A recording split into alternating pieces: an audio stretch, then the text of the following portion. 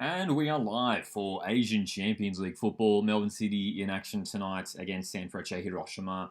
A big opportunity here for Melbourne City to win another trophy. Obviously, the A-League Men's Champions. This is their third campaign, their third attempt in the Asian Champions League elite competition. The first time in this new format for Melbourne City. Very curious to see how they go today in this test against Sanfrecce Hiroshima, which should shape up as one of the most difficult tests in this league phase for Melbourne City. This game is about to kick off. Hello, everyone who's joining us live. Welcome. We are going to be watching and reacting to this game live together. So I appreciate you joining us on this Tuesday afternoon here in Australia. Ailigeddits, g'day.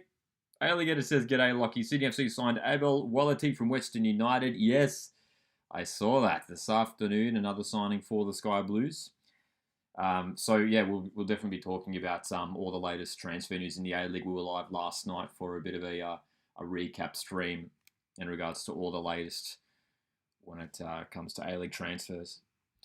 But our focus is also on this game, which is about to kick off. Our first. Now, I'm specifically excited for this game because it's our first look at Melbourne City, the A-League Men's Champions from last season, and how they will shape up for this new campaign. Will we see a new system? A new setup for this team? Yes, they did feature in the Australia Cup a couple months ago, but they basically rested all of their starting 11. So this is essentially a full-strength Melbourne City side. Still a couple of players out with injury. We know Andrew Naboot is still out, but this game is now underway. You can watch in Australia. You can watch this game on Paramount Plus.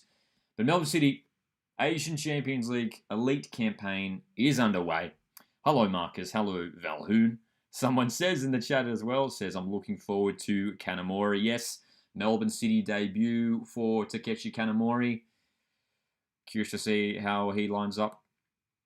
Marcus mentions that it's a small crowd. I mean, it certainly is. You got some fans on the sides, but yep, early on in the campaign for Melbourne City, you'd hope for a bigger crowd, considering the competition that they're playing in here. That's the question, Ailigeddit. It's a big question, and we'd love to hear from you guys as well. How far do you think City will go in the Champions League this year? I mean, they've got a strong. I think they've built a strong team for this season. There's a couple of areas that I think maybe they're looking a little bit weak in. Losing Cohen and Tilio in those wide positions is a big loss for Melbourne City.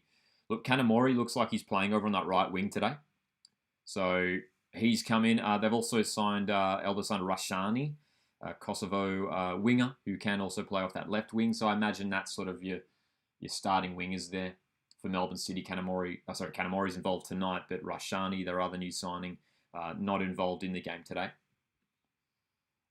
But overall, they've built a strong squad. And to that question, I think they are capable of getting out of the leagues, progressing from the league phase. So for those who don't know, league phase, every team plays 8 games across the league phase, and there's 12 teams total in each conference in the Champions League Elite. The top 8 out of 12 teams go through. Top 8 out of 12. Central Coast Mariners were in this competition last year, really struggled, had such a young squad last year, Central Coast Mariners, and were just outclassed on many occasions in the Champions League Elite last year. So Melbourne City, you've got to say, on paper, a pretty strong squad here, probably stronger than what Mariners had at this time last season. You'd expect them to be pushing for one of those knockout positions. Again, top 8 out of 12 teams, so it is doable. I can't see them pushing into the top half of this league phase, considering the quality teams that are, from the likes of, Japan, China, South Korea, Melbourne City. But hey, they're a team who demand success, Melbourne City, and incredibly enough, their 2 attempts didn't make it into the knockout phase of Asian Champions League football previously. A couple of years ago, when they were playing in like that hub during the pandemic, where they played all the games in quick succession, they what was it, like 3 wins, 3 draws or something like that, but they still didn't manage to make it out of the group somehow. They were very close on that occasion. So the aim for Melbourne City has to be just to make it to the knockout stage, and then anything can happen from there. That's for sure. Hunter says, I think it's possible for them to make it to the knockout stage, but I doubt they make a long run. I mean, it's so tough when you look at the opposition teams that you're coming up against.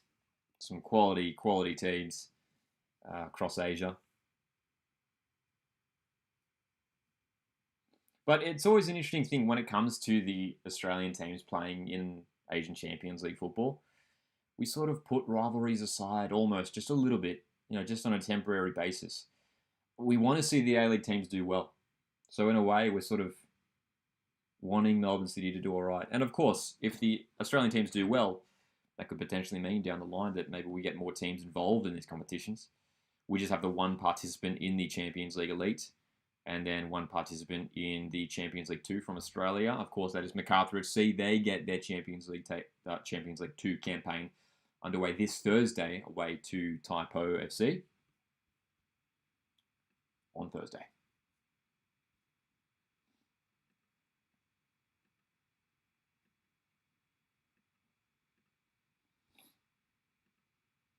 So, you look at the starting 11 for Melbourne City, though, it's looking very strong. We'll keep an eye on exactly where some of these players are playing. This is partly my own assumption of where these players would be playing. It does look like Kanamori new signings on that right wing. Caputo leading the line, of course. Striker, big season coming up for young Max Caputo. Rachmani off the left. Curious to see where Kai Truin is lining up. We know he can play in defensive midfield, but there was almost a suggestion that maybe Melbourne City are playing with like a back five set piece. Oh, God, good play, City. Nice little set play there. It's almost come through for Kuhn and it's cleared away, but they like doing that sometimes, Melbourne City. I remember in the A-League last season, a couple of their free kicks, they like to shake it up. And that was all right. That was okay there. So Kanamori on the ball, right wing. A player who has plenty of experience playing in Japan against the likes of Sanfrecce Hiroshima.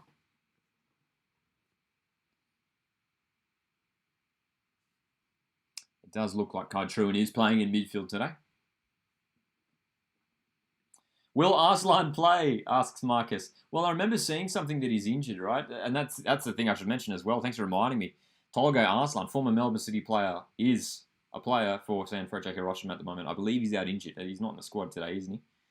And not only that, A-League fans will remember Valère Germain, who was at Macarthur FC last season. He is at Sanfrecce Hiroshima, but I believe he's out for this game as well. So it would have been cool to see those guys involved in this game, back in Australia. But I don't think either of them involved for the away side today. G'day, Johnny Does Football. Welcome, mate. Says, hi, I'm from Adelaide. I'd like to get your thoughts on how you think Adelaide United will go this season. I'm very curious to see how the Reds go. I think they'll be all right. They're always an exciting team at home, the Reds. Some of their new signings are quite fascinating. One Muniz, attacking midfielder. I still think they need to sign another striker. Look, losing Archie Goodwin is a big loss, so I think they need to bring someone else up top there. And also losing, Zach Clough, Stefan Moore, big losses for Adelaide. So they need to, I think they still need maybe a couple more players. Just for depth, I think, as well. Competition for places. But, this might be an interesting season, a bit of a season of transition for Adelaide. New head coach, Ayrton Andrioli. Very curious to see how he goes as well. So, some question marks, I think, around Adelaide. Arslan's on the bench, says Marcus. Is he? I should check on my end as well. There you go. I haven't even had a look at Sanfrecce's lineup at the moment. Nathaniel Atkinson is down after a little bit of a tangle of the arms with an opposition player. 0-0 after 8 minutes.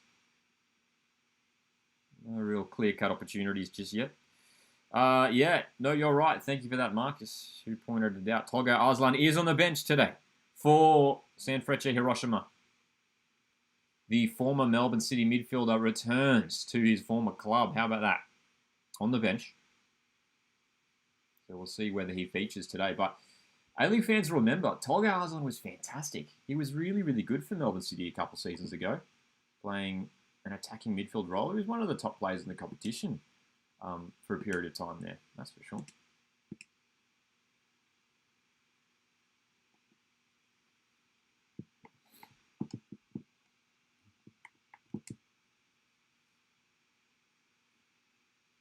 It should also be mentioned that a bit of an advantage for the away side today, Sanfrecce Hiroshima. They're in the middle of their league season. Well into their league season. They play through the calendar year. Whereas, of course, Melbourne City, A-League campaign gets underway in about a month's time. Melbourne City.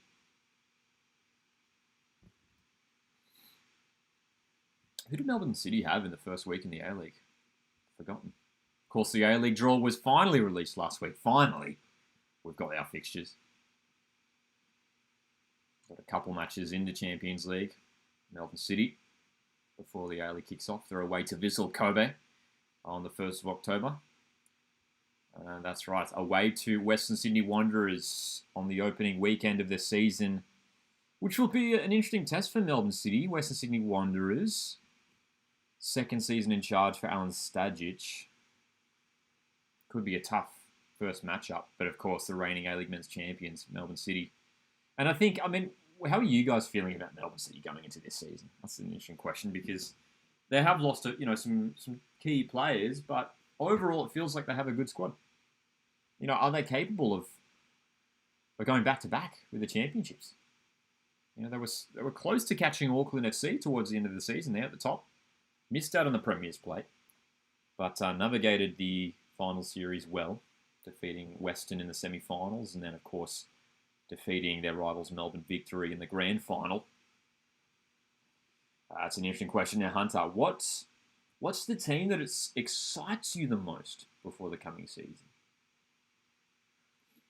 The A-League team that I think excites me the most heading into this new season is probably Macarthur FC. I just think because they've brought in so many fascinating new signings, and if they could get clicking early on, they could be a really dangerous team.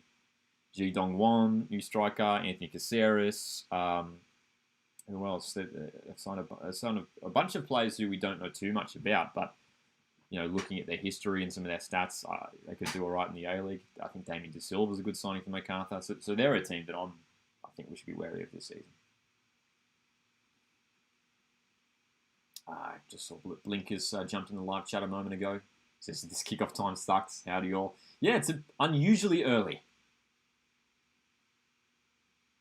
It's unusually early for a kickoff in the Champions League Elite. Usually it is sort of more like prime time, if you like, 7:30, 7 o'clock, something like that.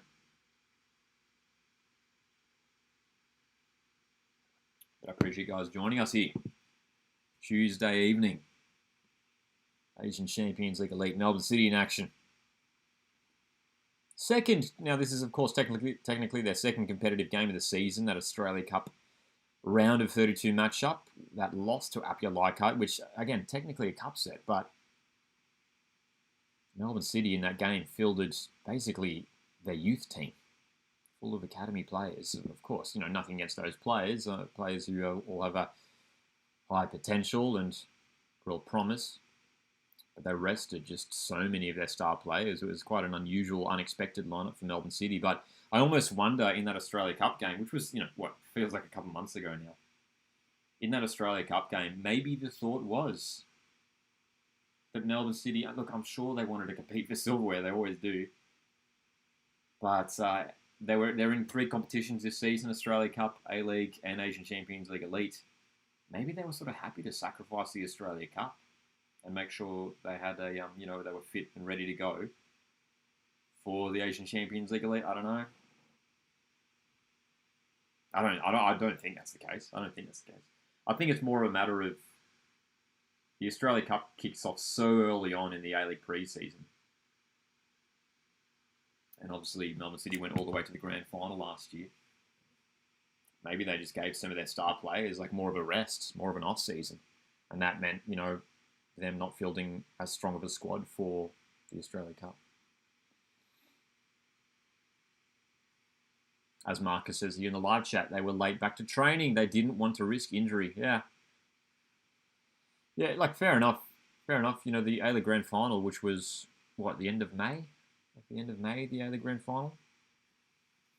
So, you know, that we've had, who knows, a few weeks of a break off season, a month or so of off season, before that Australia Cup round of 32 match away to Apyalika.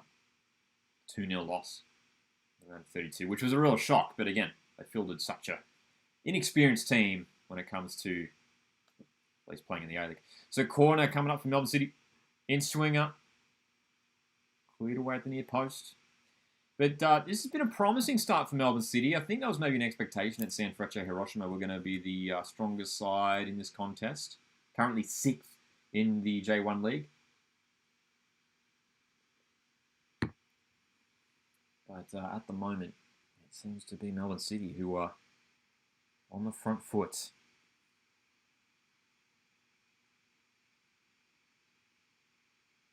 Trying to make things happen.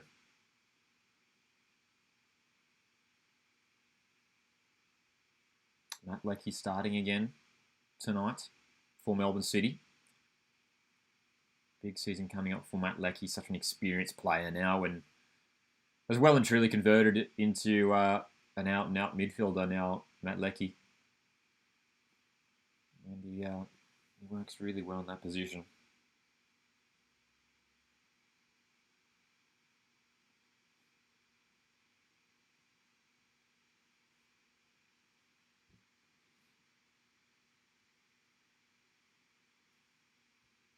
You just wonder. I mean, I wonder if Matt Leckie is in the conversation for the World Cup next year.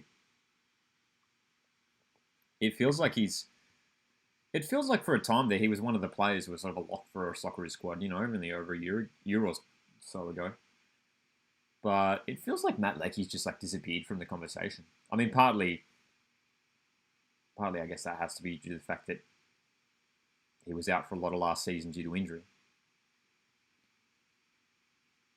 Chance on the break for City. Rahmani on the left. Gets a flick forward for Kuhn to chase. He gets an early cross in, but can't find a teammate. But Melbourne City again, trying to string some things together in attack early on. Promising start.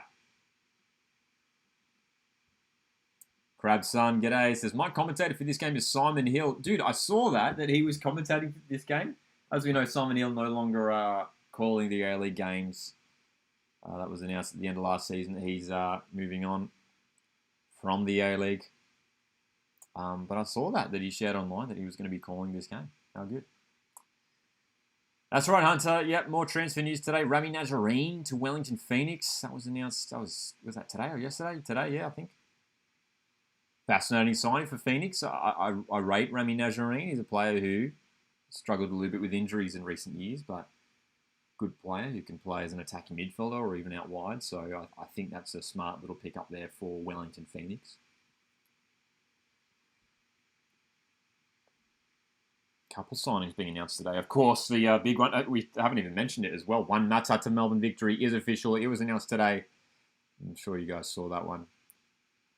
One Mata is a Melbourne Victory player for this upcoming season after spending last campaign at Western Sydney Wanderers, which I think is a good move. I said it last night in our transfer deadline day live stream. I think it makes sense, Melbourne Victory going for one Mata. He suits the system that Victory play. They play with like a number 10, an attacking midfielder. I think one Mata will play that role. Whether he starts or whether he's coming off the bench, we'll wait and see. But overall, I think he will get more minutes at Melbourne Victory. I think so.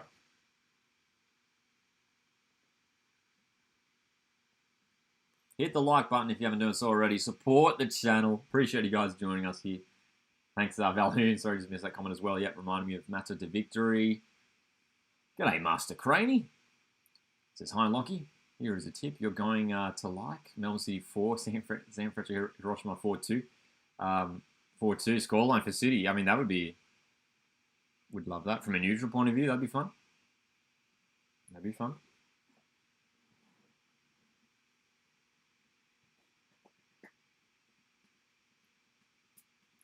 I think the thing for Melbourne City, especially just for any A-League side when it comes to the Champions League Elite. Of course, you've got 4 home games, 4 away games. Got to get points in these home games, man. Got to get points in these home games. So that's the key thing, I think, for Melbourne City. Like, even if they can take a draw from this, first game, it's their first competitive game in a little while since that Australia Cup match. So still getting things clicking for the new season. But if they can open up the campaign in the Champions League Elite with a draw, I think they would take that against a good Sanfrecce Hiroshima side. So I think that would be all right for them.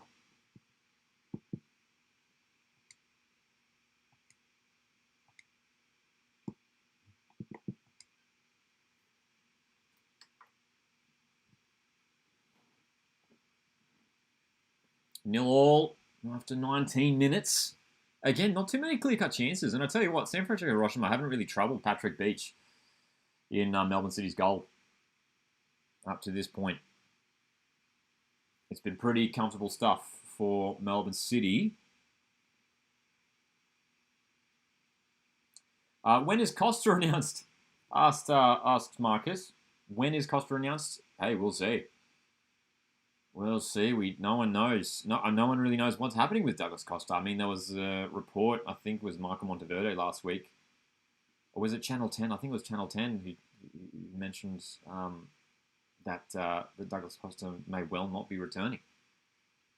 And it feels like the longer it goes on, that's the thing for Sydney FC and Douglas Costa, like the longer this goes on, where he's over in Brazil, hasn't returned yet, every day it stretches on, the higher the chance is that he won't be returning, in my view at least. Because it's, we're a month out now from the A-League season, he's still not back. So it feels inevitable that he won't be involved, which is a shame, because I thought he was actually quite good last season, Douglas Costa, and I think a second year in the A-League, he probably, after getting comfortable in Australia last year, he'd probably go on and be even better in Season 2. So it's a shame for Sydney FC if he doesn't return. But yeah, nothing official announced yet in regards to Douglas Costa. Sydney FC did today announce the signing of Abel Wallati, another winger.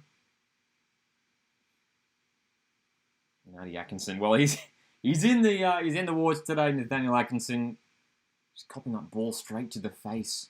Second time he's gone down sore. Oh, yeah, right to the face there. G'day, Tanley. Tanley asks, there is a lot of competition for spots in the Socceroos. Who would you drop for Lecky? That's a good question. Well, I think at the moment, previously for the Socceroos, you would look at Matt Lecky as an option for a winger or a striker, but he's not that player anymore. He's a midfielder. And I think actually I'd be curious to see how Lecky would perform in this current Socceroos setup with like those two midfielders, those two central midfielders. I think he would work well there. So if you think of just the 4 midfielders that were in that most recent squad, Aidan O'Neill, Patrick Yazbek, Ryan Teague, Max Ballard, I mean, who are you dropping? I honestly, this might be an unpopular opinion, but I'd probably drop Ryan Teague. I think Ryan Teague's a fantastic player. He's not necessarily playing that regularly over in Belgium at the moment, Ryan Teague. I think he's been coming off the bench more often than not, rather compared to, starting games. Whereas O'Neill and Yazbek look like they're starting week in, week out. Ballard is playing regularly in the Netherlands. So I feel like those guys are, Yazbek and O'Neill at the moment, I think are pretty much a lock for the Socceroos squad going forward for this current moment in time. I think Ballard was really impressive in that recent window. Obviously, scoring on a goal on debut is fantastic. But when Ballard started that second game against New Zealand, I thought he was really, really good in that game. So I think he'll be in Socceroos squads going forward. So Ryan Teague, I mean, I'm sure Tony Popovich is going to keep Ryan Teague around in Socceroos squads, but yeah, I think if any of those guys sort of drop form or stop playing as much, I think Lecky should be considered. I mean, it's all about how does Lecky go in this upcoming season? Does he stay injury free? Does he maintain some good form? We shall see. We shall see. Hunter says, seriously hope Costa comes back. Me too. Camposano looks good, says Marcus. Yeah, I mean, Very curious to see how he goes. Victor Campuzano joining Sydney FC. That was announced on deadline day yesterday. The new striker, Sydney FC. How will he go? Spent most of his time playing in the second division in Spain. So yeah, Sky Blues fans will be hoping that he settles in just like Patrick Klimala last season. Klimala was very good, I thought, for Sydney. Yeah. I'm going to tweak the lineup that we have here because it looks like it's more of like a 4-3-3 for Melbourne City with Truan as sort of that deep-lying central defensive midfielder. Leckie and Kuhn, sort of Leckie on the right side of that midfield, Kuhn on the left. Looking at Melbourne City's lineup, you can see that string of three midfielders there. Kuhn on the left, Truan in the middle, and Leckie on the right. Kanamori on the right wing for his debut. Sky Blue Pulse. G'day, welcome, mate. Welcome. Blinker says Costa could potentially return in January if he sorts his off-field problems, in my opinion. But yeah, he seems out for now. Yeah, look, well, I mean, it has been said, didn't Ufuk Tale himself say a few weeks ago, there was an interview that he did where he mentions that Sydney FC were planning or preparing for a situation in which Douglas Costa doesn't return.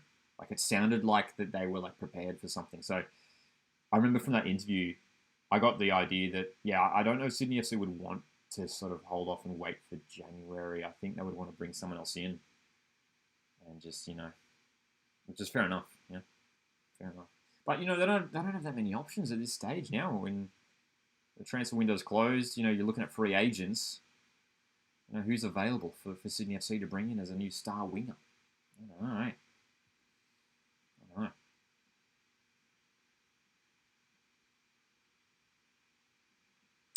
Sky Blue Pulse, asks, I'm new. What things do you post on your channel? All about Australian football here. A-Leagues, Socceroos, Matildas.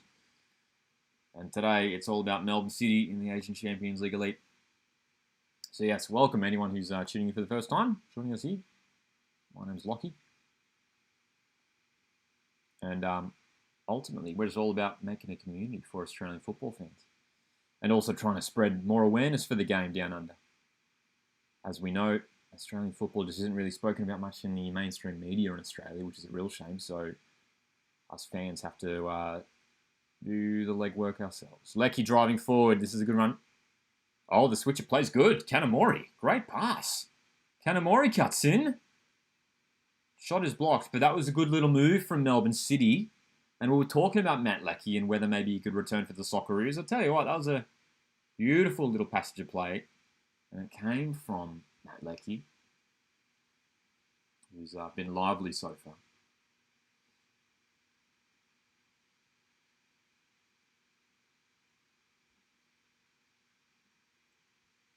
Fried Chicken asks, "What's the crowd like?"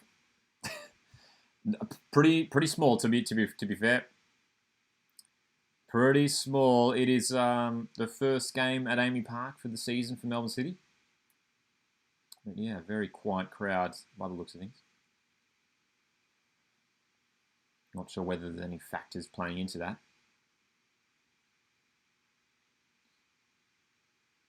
Melbourne City don't quite draw the same numbers that their rivals Melbourne Victory do. Melbourne Victory have some of the highest attendances in Australia. Melbourne City on the attack again on the left. Bajic wants to lay it off for Rahmani. Nice little passage of play. Rahmani just losing it. But this has been a good start. I mean, over 27 minutes in now and still 0-0.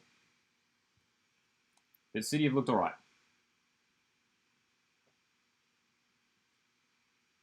That's right, Sky Blue Pulse. Yep. AFL, cricket, NRL. Plenty of codes to compete with in Australia.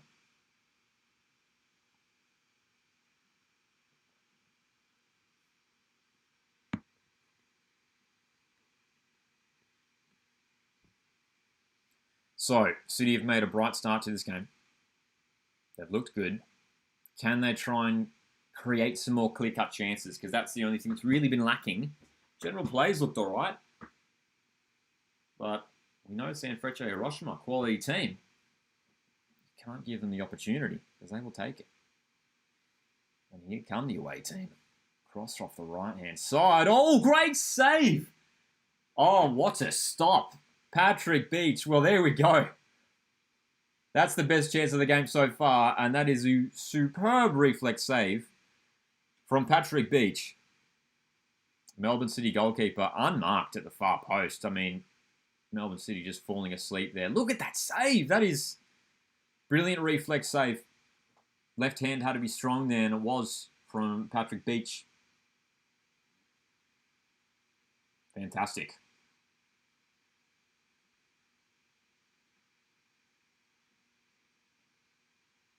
Great opportunity for Sanfrecce Hiroshima to take the lead. Patrick Beach had his first full season in the A-League last year and was fantastic. Kept so many clean sheets for Melbourne City. Still a very young goalkeeper. Enormous potential. Secured for the next few seasons at Melbourne City. Corner comes in, headed away by Caputo. City having to do a bit of defending at the moment.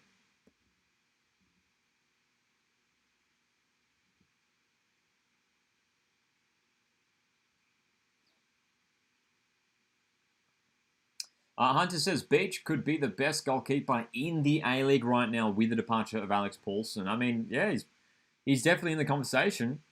He's definitely in the conversation. I mean, Auckland was so good defensively, but in the regular season, if I remember correctly, I think City actually had the lowest goals against in the A-League in the regular season last year. So, and Patrick Beach was a big part of that. So, considering how young he is as well, he's got a really exciting future, I think, Patrick Beach. He was very good last season and, you know, really important for Melbourne City to re-sign him for the upcoming seasons, and they've done that in the off-season. But yeah, with Alex Paulson departing Auckland FC, that loan spell finishing up, Patrick Beach, maybe one of the top goalkeepers in the competition. I think Philip Curter is probably in that conversation as well. Philip Curter at MacArthur, very, very good goalkeeper. I mean, who else? I mean, Jack Duncan was good last year, I thought. Those are the ones that like spring to mind initially. We've got a few new goalkeepers in the league, a few returning goalkeepers as well. Dean Bazans at Brisbane Roar, Mark Birigidi at Perth Glory, Joshua Smith, Dutch goalkeeper at Adelaide United. Andrew Redmayne has made the switch from Sydney FC to Central Coast Mariners. So a few goalkeeping changes in the A-League for this season. Fried Chicken mentions that Adelaide United signed a Brazilian from JDT this season. I just forgot his name. I believe it was Ansel. No, they signed a couple guys, didn't they, from Adelaide? Let me double check here. Juan Muniz, I remember, was the attacking midfielder they signed. Anselmo was a Brazilian midfielder. Did he play for Johor Darul Tazim? I feel like maybe they both did.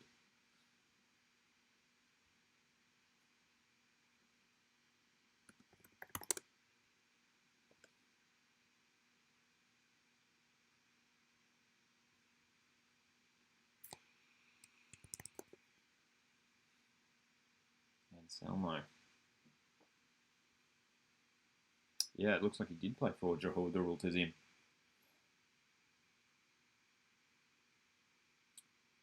Melbourne City will be playing the team from Malaysia later on in this competition.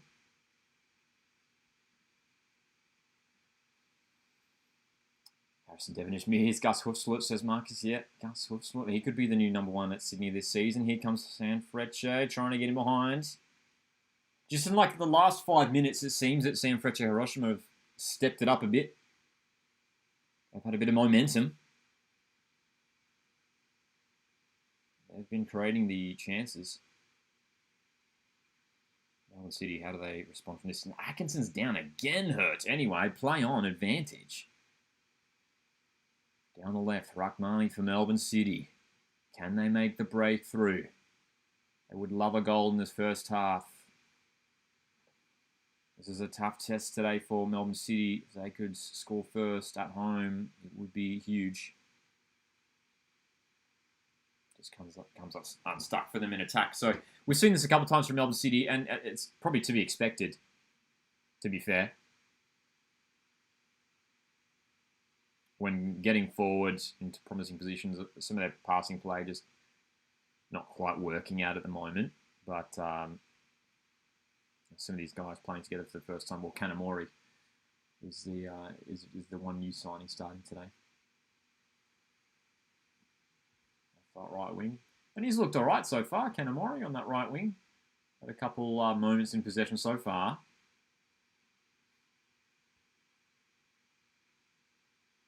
Hunter mentions that the Under-20 World Cup is just around the corner too. Yes, it is. Looking forward to that one, man. Australia involved in the Under-20 World Cup in a couple of weeks' time. Squad was named last week, and it's looking good. Plenty of A-League stars in that squad. So yeah, we may well do some live watch-alongs for that tournament too in a few weeks' time. Fried Chicken says Melbourne victory, signing good players, especially Juan Mata. Yep, statement signing from victory. If they can get, if Juan Mata can get, into some real good form at victory, that'd be huge. Danny Jean Rowe at Melbourne victory, good signing as well. Jason Davidson's back. A few other new players arriving in Louis Dorigo. Keegan Jelicic. They've also signed Matt Grimaldi, who was at Western United last season. City on the front foot. Again, just the pass not quite... The final pass from Melbourne City just isn't quite there at the moment. They're looking good going forward through midfield. But at the moment, just can't quite make that breakthrough. As Matt Leckie's down hurt at the moment. G'day, Nicholas. Thanks for joining us here as well, mate. Who asks, who are the favourites to win the league and grand final for you? For me, it's Melbourne City. Look, they should be up there once again, Melbourne City. They're a club who just demand success, and they've got a strong team once again. It's a matter of how will they go juggling the A-League and the Champions League elites. They didn't have Champions League football last season, went on to win the championship. So can they juggle both? Have they got the depth to do that? Look, I think they'll be up there again. I think, look, it's really hard to call. I think Auckland are probably up there as well again. They've got a really strong squad once again. But I think a dark horse for trophies this season is probably Macarthur FC. You've got Miller Stajowski, head coach, who's been there for a few years now, and they've built a really strong team. They've brought in a fantastic player in Anthony Caceres, who's got proven, A-League quality, as we know. Ji Dong-won, new striker. Harry Politides and Callum Talbot coming over from Melbourne City. So I think Macarthur FC actually might be a sneaky chance for trophies this season. Keep an eye on them. G'day, Neo. Is this on Paramount Plus? Yes, and thank you for... someone says in the chat for replying to that as well. So, 36 minutes into this game, 0-0. Sanfrecce Hiroshima definitely with the best chance so far. Great save from Patrick Beach earlier. Melbourne City, not too many clear-cut chances for them, but their general play has been all right. Marcus is dropping in with a starting 11 for Sydney FC this year. Marcus is, of course, a Sydney FC fan. Always great to see you tuning in here, Marcus. Hoofsloot and goals, Grant, the two Grants. Alex Grant and one Grant there. Tisserand, Courtney Perkins, Okonex, Lacamijo, Kispe, Lolly, Campuzano, Toure. Marcus, I love that starting 11. Yeah, I mean, maybe Reece Ewley in there. I wonder if Reece Ewley would maybe start ahead of Toure, maybe in a wide position. I don't know. What do you think, Marcus? What do you make of Reece Ewley? I think he looked all right in their Australia Cup games. Sort of played an attacking role for Sydney FC in those games, Reece Ewley. But, yeah, I like that starting 11 there, Marcus. Someone says, gutted we let Politides go. Yeah, I was surprised that City let him go. Good left-sided player. Hunter here in the live chat in regards to who's favourites this A-League season says Melbourne City aren't my favourites just because of the ACL elite. Top 4 of Macarthur, Auckland, City and Victory is very likely in my opinion. Yep. Yeah. I haven't seen many people talking about Sydney FC. I think we're all a bit unsure about how they will go this season, considering how last season went. They had such a good squad last season, Sydney FC, missed out on finals. So I think they're the other one. I'm curious to see where people think they're going to line up on the ladder. What do you guys think? Where does Sydney FC finish this season? Because, with a squad that had Anthony Caceres, Leo Senna, Lolly, Costa, Klamala, for a team that had those players, they didn't even play finals football. So where are they going to play this season? Is their squad even has it improved from last season? Look, I think the signing of Marcel Tisserand's a good one for Sydney. So defensively, they should be a little bit stronger, I would expect. But have they got enough to return to finals? I don't know. Yeah, I'm still feeling a bit mid-table on Sydney FC. I don't know if I'm confident enough to predict the finals finish for them. Hey. Fried Chicken says MacArthur versus Beijing will be an interesting game. Might get my tickets since I live in Campbelltown. Love it. Yep. MacArthur will see their first home game in a couple of weeks against Beijing. And MacArthur FC kick off the Asian Champions League 2 campaign this coming Thursday evening away to Taipo FC. MacArthur FC featuring in the ACL2 for the second time. Of course, that was called the AFC Cup a couple of years ago. They were in that competition and got knocked out by a fellow A-League side. You might remember that it was the zonal final against Central Coast Mariners. They lost that game. Dramatic game. They lost 3-2 loss. So, and you look at what the A-League sides have done in that competition in the last couple of seasons in the ACL2/AFC Cup. Mariners won it a couple of years ago. Sydney FC made the semi-finals last season in the Asian Champions League 2. So MacArthur FC will be hoping for a good run. Here comes Sanfrecce Hiroshima. Good chance for them in the box. Just sails out of play from the cross. So we are 5 minutes plus injury time away from half-time. It's 0-0. Best chance of the half so far did come for the away team. Patrick Beach with a great save to keep Melbourne City in this game. Back on that Sydney FC discussion, Marcus mentions here that Toure and Yuli have been brought in for different roles. I think Toure starts if Costa is not returning. Yeah, you could be right there, Marcus. Toure, starting wide player.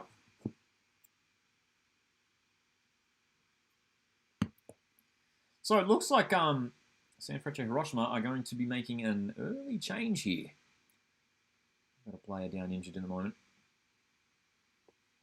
Yeah, preparing substitute on the sideline as we speak. We've got, behind me here, we've got the Central Coast Mariners 2022-2023 championship jersey hanging up behind us. The stretcher is out on the field. Hopefully their player is okay here.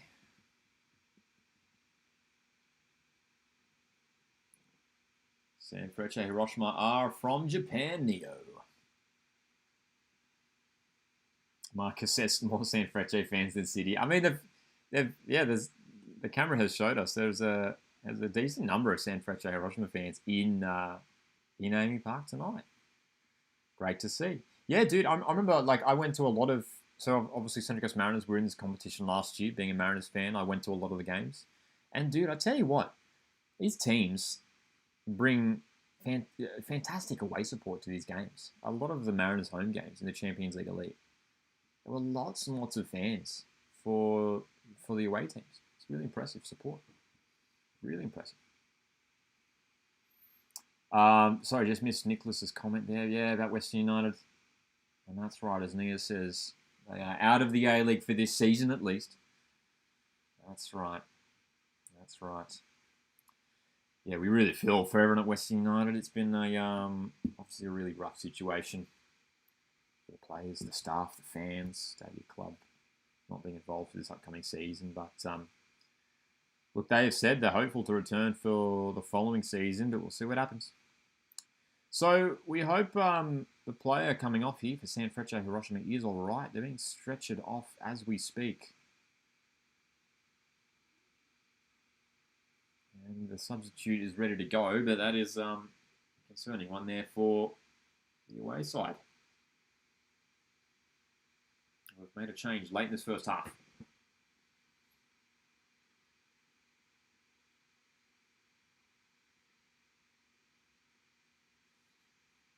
Marcus, just the medical team looked like they were about to drop the player.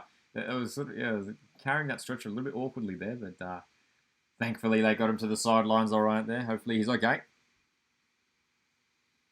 We are back underway. Oh, possession given away. City win it. City win it, but then give it away straight away. Obviously playing pretty much a 4-3-3 formation. Lecky, Trewin, and Kewen in midfield. You just wonder whether maybe Kai Trewin will be shifted permanently into a defensive midfield role this season. I think he would suit it. He played there a little bit last season, and he played there a little bit for Brisbane Roar in seasons gone by. And there he is, winning possession in the middle of the park. We know Kai Trewin probably more naturally a centre back, but I think he looks pretty comfortable in defensive midfield. And then of course we've got Ferreira and Suprian, who are playing in those centre back roles today for Melbourne City. Liam Bonatig, new signing for Melbourne City, on the bench today as well. Liam Bonatig, young defender, back in Australia. So even with him coming in, and Bessian Kudlecki as well, he's on the bench, new signing for Melbourne City. Returning to Melbourne City, he's on the bench, and he's a defender as well. So, I mean, all of that suggests that maybe Kai Trewin will be a defensive midfielder for this upcoming campaign.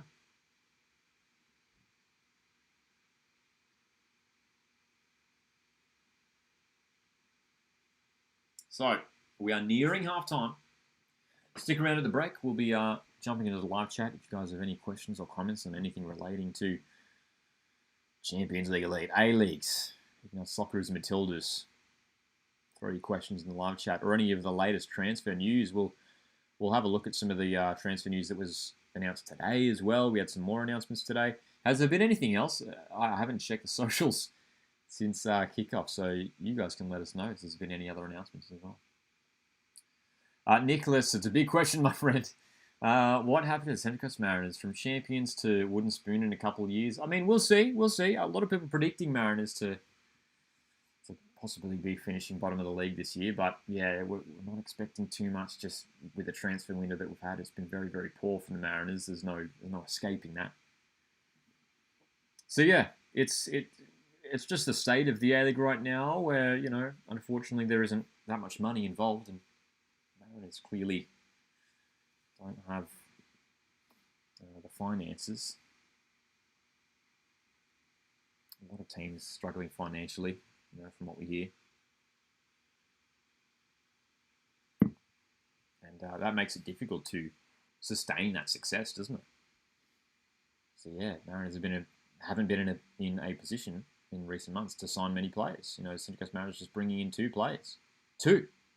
This whole transfer window. Andrew Redmayne, James Donachie. Look, I think 2 good signings, to be fair. But again, considering last season was pretty poor, we needed to be busy in the transfer market, and we just haven't been able to. So as a Mariners fan, it's really disappointing to see. Yeah.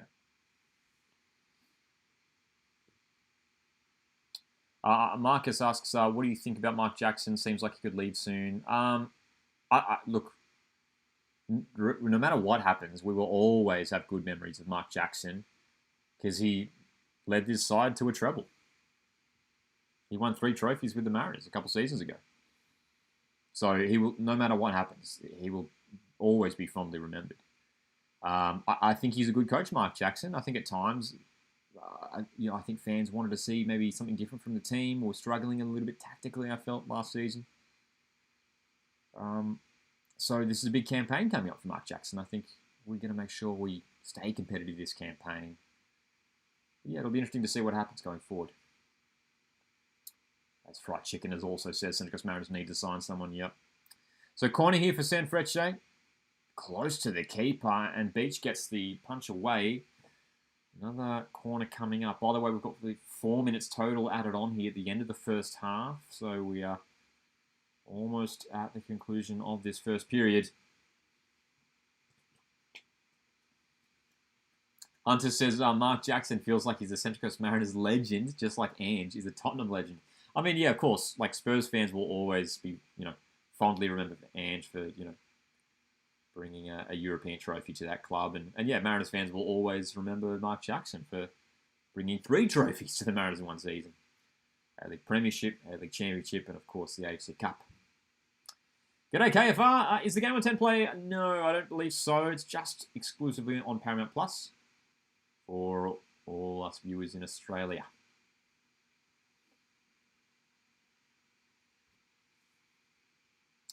Ashton, sorry, just missed a comment there a moment ago. Just came on the stream. Want to know your thoughts on one matter to Melbourne victory. Yeah, I mean, I think it's a good signing. I think it is. I think one matter suits Melbourne victory set up a lot more. Melbourne victory play with an attacking midfielder, so I think one matter could play that sort of that role that Zinedine Machach was playing for them last year. So I think it's a good move for victory and a good move for one matter, and I think he'll get more game time. So as long as he stays fit, if I'm a victory fan, I'm happy with the move, and obviously he's gonna bring even more fans to the games, considering just the name, the player that is one matter, World Cup winner with Spain, former English Premier League player as well.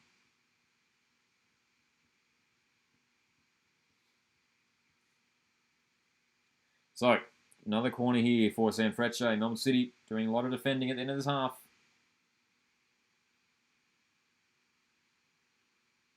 Sanfrecce have really been on the front foot for sort of the last 15 minutes or so of this half. Whereas I thought Melbourne City started the brighter out of the two sides. Halftime whistle blows. It's 0-0 at the break. How are we feeling about this game so far? Honestly, it feels pretty evenly matched. I mean, we'll take a look at the stats in a moment, but again, Melbourne City started brightly. I thought it actually looked pretty good. Kanamori on his Melbourne City debut on the right wing looked promising. Lecky working hard in midfield as well. Not quite clicking at the moment in attack for Melbourne City, but Sanfrecce Hiroshima, who were in the midst of their league season, we expected them to come out strong here, and they were looking dangerous towards the end of that first half, that's for sure. But it's 0-0 at the break.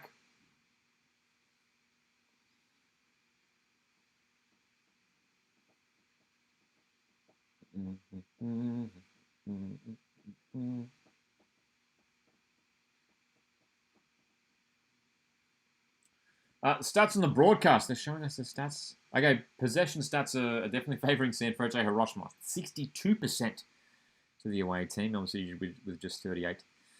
2 shots for either side. So, again, no surprise there. There really hasn't been many opportunities. No 2 shots for City, none of them on target. 2 shots for Sanfrecce Hiroshima, 1 on target. And, of course, that was the real only highlight of the game. And it was that phenomenal save from Patrick Beach, wasn't it? Great save. And that has kept the scores level, scoreless at this stage. Second half coming up. Curious to see whether Melbourne City make any changes at the break. Hunter, great question here. If you guys have any questions or comments, feel free to throw them in the chat right now. Hunter asks, who do you think has used the transfer window best? I could make an argument for Newcastle Jets, but that could be me. That could be me being biased. If anything, they've been underrated in transfers. Yeah, I'd probably agree with you, Hunter. They've let go some players who maybe it was time for them to sort of move on from the Jets, and they've brought in some top players. I think the signings of Badalado and Burgess are great moves for Wanderers. For Jets. Who else have they brought in? Joe Shaughnessy, Irish centre back. Curious to see how he goes in the A-League as well. So they haven't necessarily been super busy in the transfer window, Newcastle Jets. But the signings that they've had, it feels like they've made really intentional signings, and Mike Milligan's already doing a good job there. Got them to an Australia Cup final, so it could be a big season coming for the Jets. But other than Newcastle Jets, I've been impressed with McArthur's window. I think they've brought in some big names. I think Melbourne victory. I want to say Melbourne victory, but I'm worried about the fact that they've lost so many quality players from last season, like Ryan Teague, Machash, Casey Boss, Alzani. But they have brought in a lot of impressive players. I think Perth Glory's window has been alright too. I think, again, they've had a really struggled last season in the A-League Perth Glory. Let a lot of those players go, and they've brought in some good replacements, like Brian Kautak coming in, Scott Wooten, Sam Sutton coming in, JD Kaczarski as well. I think it's a really exciting signing for Perth Glory. So, yeah, I think Perth Glory probably in that conversation as well. Hey, great to see Cody here joining us as well. G'day, Cody, in the live chat.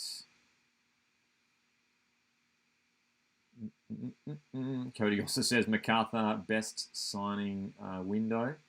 Says no bias. Hunter also says that Delinov has proven himself at the Jets, it feels like. He's been okay so far, hasn't he? James Delinov.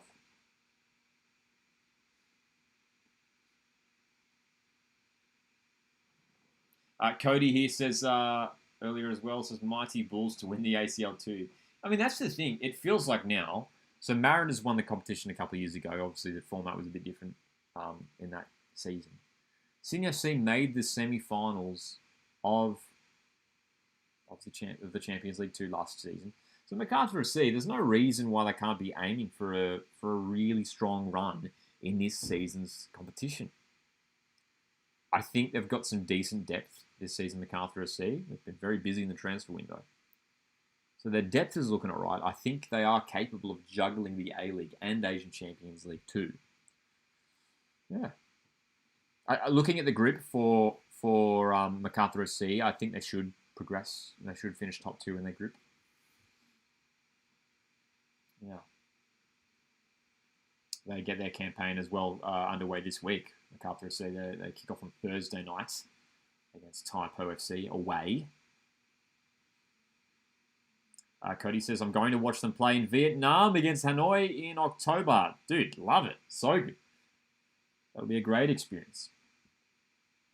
And of course, they're playing, like, there's a bit of a connection there as well. They're playing Stephen Mork's club as well. Stephen Mork, former Adelaide United player, who's over there in Vietnam now. So, yeah, they're playing his club. How about that? Sky Blue Pulse says, I hope one of the A-League clubs gets to verse one of the Saudi clubs. It says it would get a lot of fans and revenue for the club. That'd be fun to see, yeah. It'd be fun. We've seen it before. It's been a long time, but of course we remember when Western Sydney Wanderers won the Asian Champions League over a decade ago now. But yeah, will we get that one day? It's so competitive now, Asian Champions League Elite. The quality of the teams is like everyone's just getting stronger and stronger, aren't they? Yeah. And obviously you've got some top players who are over in that league in Saudi Arabia. Of course, Cristiano Ronaldo. All right, Ashton asks, why was Jing Reese successful at the Mariners, but at Victory he's been so underwhelming? Interesting question. I mean, it doesn't look like non-Victory have given him much of an opportunity. He's sort of had limited minutes for Victory, I feel like, last season, coming off the bench mostly. And he's more of a striker, Jing Reese. Like, he can play on the wing, and Victory did play him on the wing at times last season, but I think he's more of a striker. I think that's his best position. So, and I think he maybe will play that position a bit more this season at Melbourne Victory, because Victory have lost Bruno Fornaroli. So, Jing Reese might be that next striker in line behind Nikos Virgos. But yeah, it's an interesting question, Ashton. I mean, he wasn't like he was good at Mariners season before last, but wasn't like he was super amazing or anything. But he was good. Hunter says, we'll be pulling for MacArthur and City in Asia as per usual for our Aussie teams. Yeah, dude, I feel the same way. Like, it's a weird thing, right? Like, when it comes to the A-League, obviously, rivals, of course, of course, in the A-League. But when it comes to competing in Asia, like, especially in the Asian Champions League Elite, oftentimes the Aussie teams are the underdogs in the Champions League Elite. So, yeah, we sort of want them to do well. Sort of want to see them do all right, eh? So, Melbourne City, I mean, there were promising signs in that first half. Just got to try and create the opportunities because they didn't really have many quality chances. But again, their general play actually really impressed me in that first half. There was some passages of play where they looked all right. Kanamori off that right wing. Like Marnie off the left. Caputo leading the line. Hasn't really been too involved tonight. And midfield three's been working hard. Truan, sort of that defensive midfielder, and Lecky and Kuhn playing as those more box-to-box midfielders, if you like. But I mean, it's interesting getting our first look at Melbourne City here, and you look at this lineup for Melbourne City. It is very similar from last season, isn't it? It really is. The only new player in the starting 11 is Takeshi Kanamori on that right side. They've also got Elbasan Rashani, new signing, to come in as well. He's a winger as well. Yeah. Interesting question. Cody asks, if you could sign one player for the Mariners realistically, who would you pick? Good question. Well, Cody, of course, you're a MacArthur SC fan. I'd like to see the Mariners go for Ivan Vujica, left back from MacArthur, previously with MacArthur. I think that would be a good signing. I don't think he's signed with another club yet, has he? I'd like to also see Mariners go for Scott Galloway. I remember seeing something that Scott Galloway was going to sign for a club in Victoria, like an NPL club. I haven't seen anything else in that. But I feel like those are sort of realistic signings. Mariners, if Mariners need anything, we need a bit more. We need a new striker, but we need some depth in fullback positions as well. Fried Chicken says Murray Balotelli, Mariners should sign. Hey, we'll take Murray Balotelli, the Mariners, no doubt, for sure. For sure. Braden, g'day Braden, who asks, as a Wanderers fan, how far do you think we will go and play and ladder place? I think Wanderers are still capable of a finals finish this season. Haven't really replaced Milanovic, but some of the signings have been good. I think Barbarouse's signing's good. I think the Thurgate signing's great. So I think Wanderers should be playing finals football again. I think the question is, are they top 4? Which is it's a big advantage to finish top 4, even bigger advantage to finish top 2. Or are they sort of maybe 5th or 6th, the bottom end of the bottom end there of the top 6. For me, I can't see them pushing top 2 at this stage, Western Sydney Wanderers. But I could see that. They finished 4th last year. I think they could come close again. Maybe they might slip out to 5th and 6th, but I think they'll be all right. Hey. Going back to that Vujica comment there, Cody says Vujica's currently a free agent. There you go. Yep. If he's still a free agent, man, Mariners should go in for him. We only really have one recognised left back at the moment at the Mariners in our senior team in Lucas Moragas. So yeah. Hunter also said, just had a look at the squad for the Under-20 World Cup, and no surprises that Adelaide United has the most 4 players on the squad. Jovanovic, Yul, Kikianis, and Taladera. There you go. Yep. Adelaide United always produce fantastic players, and all those guys deserve their call. The squads overall is looking really good for the Australian Under-20s. I'm going to pull it up here, actually. I think Max Caputo... Didn't Max Caputo get called up to the squad as well? Let me check. Max Caputo, who's starting tonight for Melbourne City. Yes, he did. A quick glance at the squads. Yeah, you got some great names there. Badalado's in the squad. Daniel Benny is in the squad for the Under-20 World Cup. Plays football over at QPR. Yeah, a couple Melbourne City players in there. Liam Bonantig, Max Caputo. You got Sebastian Esposito, who's now at Melbourne Victories, in that squad as well. Lucas Harrington from Brisbane Roar. Looking at the team that Australia will be taking to the Under-20 World Cup, I'm optimistic we can make it out of the group stage. We've got some really interesting tests in that group stage, coming up against Italy, against Argentina, and then against Cuba as well. So it won't be easy, that group stage. You've got some difficult opponents there, that's for sure. But with the team, there's some talented players in the squad as well. Paul Okonengsla, Jalen Pearman, Thiago Quintal, Reece Yuli. What was the other one? James Overy was in the squad as well. Yeah, James Overy, who is on the books at Manchester United. James Overy, right back. He's over at Manchester United. He's in the Under-20 squad for Australia too, so that's great to see as well. So yeah, we'll definitely do some live watch-alongs for that tournament when it comes around in a couple of weeks' time. Gets underway at the end of this month. Cody asks, do you see MacArthur playing finals football? Yes. Yes, definitely. With the squad they've got, yeah, absolutely. Braden says it would have been us playing tonight if we weren't robbed against City last season when Antonsen got the winner. Oh, dude, I remember that one. Yeah, there was a bit of controversy around that one, wasn't there? We're Wanderers. They were really keen for that Champions League spot. Someone says here that Melbourne City's NPL team got promoted to the top tier. I saw that, yeah.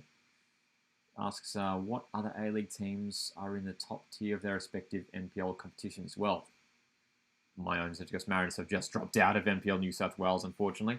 Who's in the top tier? We know Wanderers are, Sydney FC are. Those two teams are both in NPL New South Wales. You put me on the spot. I think most A-League clubs, academy teams are in the top tier. I know Newcastle Jets aren't. Newcastle Jets and Mariners won't be next season. Yeah. I think a lot of them are in the top tier of their respective states. Cody says, what a game MacArthur v Mariners was in the Asian Champions League. I'll never forget that game. Yeah, dude. Or AFC Cup back then. Yeah, what a game. I mean, heartbreak for MacArthur FC fans, but us Mariners fans, we loved it, dude. What a game for the Mariners that was. Yeah. Hunter says, Scott Galloway has reportedly joined Preston Lions. Don't think there's been anything official, though. Yeah, look, I'd love them for the Mariners to sign Galloway. That feels like a pretty realistic signing. He's got great A-League experience, and I think he'd be a great pickup for the Mariners. But that's just my own, preference. I've got no information or anything. So, second half about to get underway here. 0-0 between Melbourne City and Sanfrecce Hiroshima. The first game for both of these clubs in this Asian Champions League elite competition for this season. We are underway. Melbourne City, can they create some more chances in this second half? Sanfrecce Hiroshima, top team, currently 6th in the J1 League.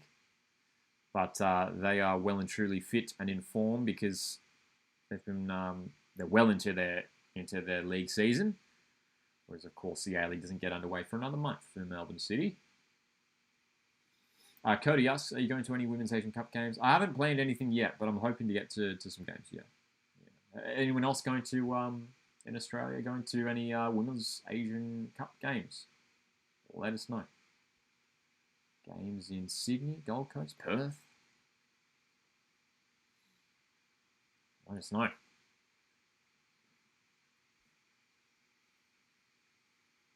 So, City have to try and find a way to gain some more territory and get their attacking players a bit more involved. Max Caputo has been a bit of a passenger in this game so far. Another big season coming up for Caputo. Young striker who has a lot of potential.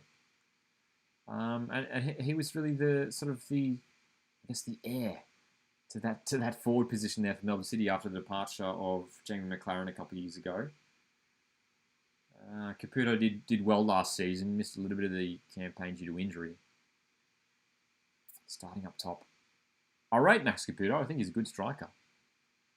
Instinctive striker. I want to try and find a way to get him involved in the game. And as I say that, he's on the ball. This is good play from City. Nicely done. Working it forward. I think we might have had a substitute for City. We'll keep an eye on it in a moment after this attacking play, which breaks down. But they win the ball back. Cohen went for the shot. Sails well and truly high over the bar.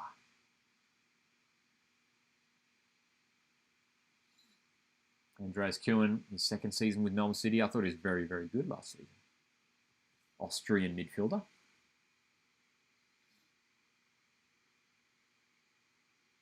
Cody says Sanfrecce kit gives me purple Liverpool kit vibes. It's a cool kit, isn't it? It's a cool shade of purple. Braden coming in with a top 6 A-League prediction here. Here we go. Melbourne victory first. Wow. Second Wanderers, third Melbourne City, fourth Auckland, Sydney in fifth, and Adelaide in sixth. Interesting. And it says Wooden Spooners, Newcastle Jets. Wow. Interesting. Yeah. Yeah, I mean, I'd probably agree with most of that top 6 at this stage. Yeah. I'm unsure about Adelaide United. Yeah. Thanks for that, Hunter. Lecky out for Durakovic. Yeah, I knew he had a sub somewhere. So Lecky's off. City fans will be hoping there's no injury there. I don't think there was.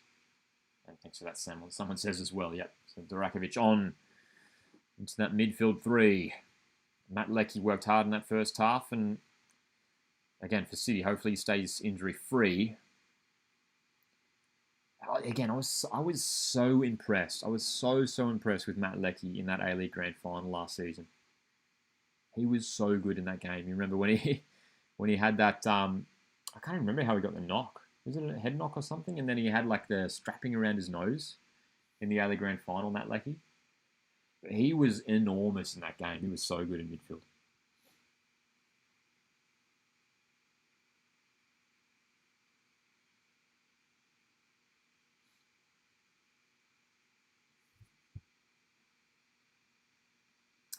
Cody says, I just hope MacArthur drop a new kit for the ACL. I mean, surely.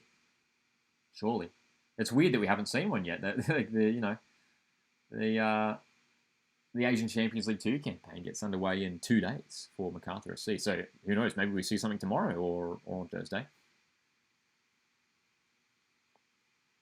Melbourne City revealed their Asian Champions League kit last week. Looks pretty similar to their usual kits, the light blue top and the white shorts, and but the kit has sort of this, you can see it on the close-up shots, but like a subtle pattern to it, like a road map pattern, which is cool. Neo asks, can you be a City fan next season? Hey, look, I'll support City when it comes to the Champions League Elite. Oh, here's a great chance! Oh, is it a pen? Patrick Beach is upended the attacking player, and it's going to be a penalty. Wow. I mean, yeah, there was definitely contact made. I mean, Patrick Beach is pleading his innocence, but it looked like it was clear contact made there. Great ball in behind. It's got to be a penalty. The decision's been made. The replay. Ooh.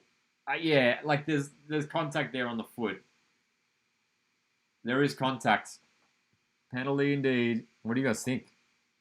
Oh, I mean, like, the contact is minimal, but it's enough. Yeah, it's enough. Anyway, like, VAR wouldn't reverse that.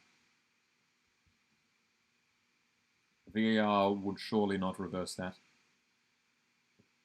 It's not a clear... here's the thing, right? And I said this in it last week when we did our stream for the Socceroos New Zealand game.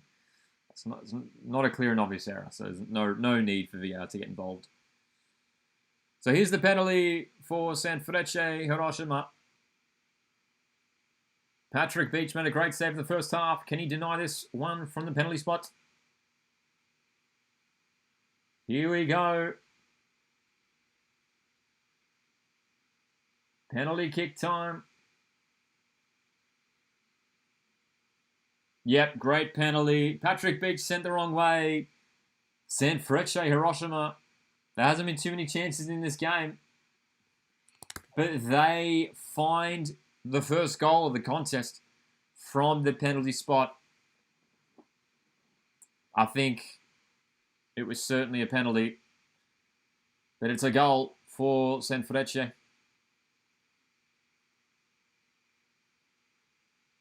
Death of pen, says Cody.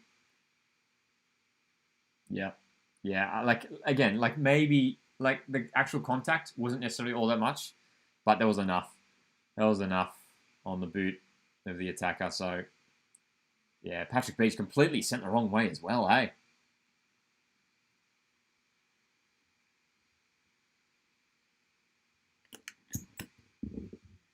Huge moment in this game.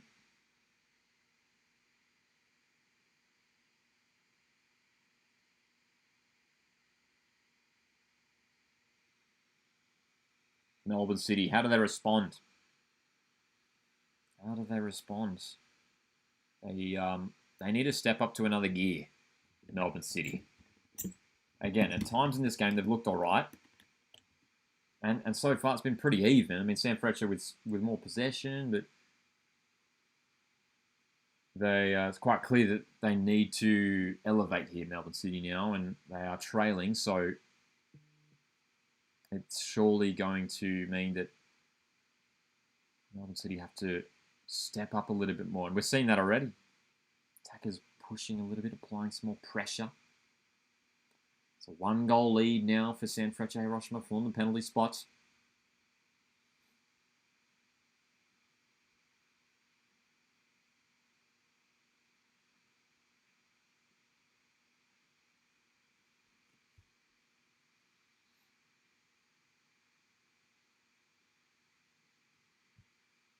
And again, we said it in the first half, but when it comes to the Champions League Elite, the home games are so important. You've got 4 home games, 4 away games, and I mean, every game in this competition is going to be tricky for Melbourne City. But I think even a draw from this opening game, if City can take a draw from this first matchup, I think that'd be a positive result for them.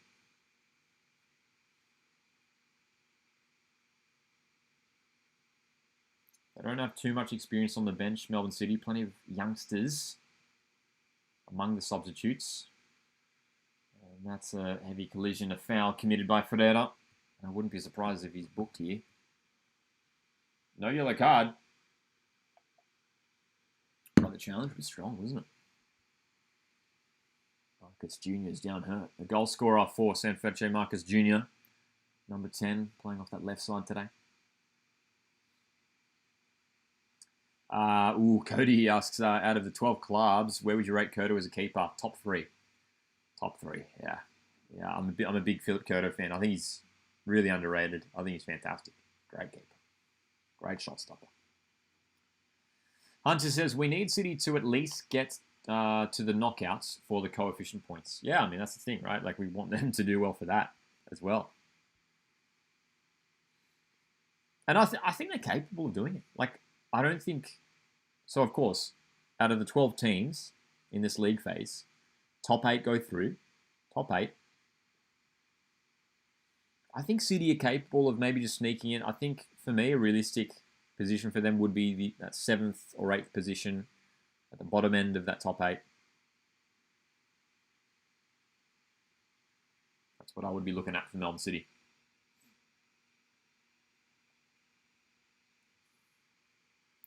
Really surprised that Ferreira wasn't booked there. I don't think the yellow card came out, but Marcus Jr. back to his feet now. But looking a little bit sore. Appreciate you guys joining us for this live watch-along. Melbourne City's first game in the Asian Champions League Elite. We'll be doing a bunch of watch-alongs for City and MacArthur's games throughout these Asian Champions League competitions over the coming months. We won't be live on this Thursday for MacArthur's first game, but we'll probably be live for some of the games in a couple of weeks' time as well. The match days are pretty spread out over the coming months for the Asian Champions League competitions. Bajic sends it forward. City trying to get on the front foot. It's Kuhn.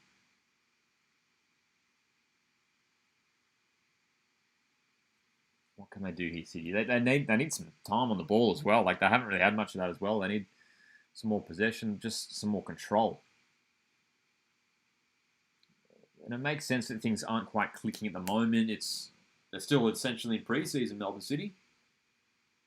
A-League season still yet to get underway, so it makes sense that they might be a little bit rusty, but still,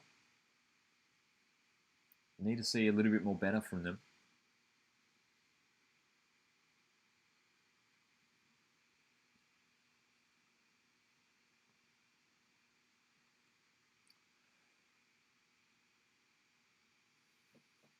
Cody asks, can you discuss how far you think Melbourne and MacArthur will both get in their respective ACL campaigns? I mean, off the top of my head, I'm going to say, look, I think City are capable of making it to the knockouts. I think that's probably the aim. But again, I think the bottom end of that top 8. I think MacArthur SC will get out of the group stage. They should get out of the group stage, MacArthur. And from there, I mean, you look at what the A-League sides have achieved recently. There's no reason why MacArthur FC can't get at least quarterfinals. Yeah. And then that answers Owen's question as well, who asked how well do you think MacArthur will do in their campaign? Yeah, I think quarterfinals feels like a realistic achievement for this Bulls side, who I think have a good team. That's right, Braden. Toga Arslan for Hiroshima against his old club. Yes. On the subs bench today. He's not on yet, is he? I don't think I've seen him. Arslan. But yes, former Melbourne City player on the bench for the opposition. Hunter asks, if Heidelberg win the Australia Cup but aren't able to make it to the ACL2, would you prefer the Jets to have the ACL2 or give it to the A-League runner-ups? No, I'd probably give it to Jets. Yeah, I'd probably go Jets. It'd still be good for the someone from the Australia Cup who does well in that tournament to be rewarded with a spot. Yeah, so I'd probably still go for the Jets. That'd be huge for Newcastle too, eh? To qualify for Asia. That Australia Cup final coming up in early October, a few weeks away.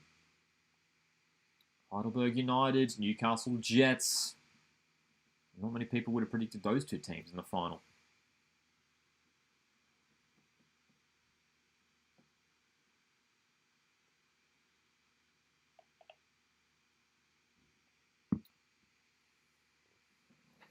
Is Arslan on? Asks Marcus. I don't believe so. We haven't seen him yet. Arslan is on the bench today for Sanfrecce Hiroshima, former Melbourne City player. Belajaman not on the bench. Belajaman, former MacArthur FC forward, who does play for Sanfrecce now. G'day, Chris. Watching this on Paramount Plus here in Australia. Paramount Plus, which is also where you can watch all the A-League games.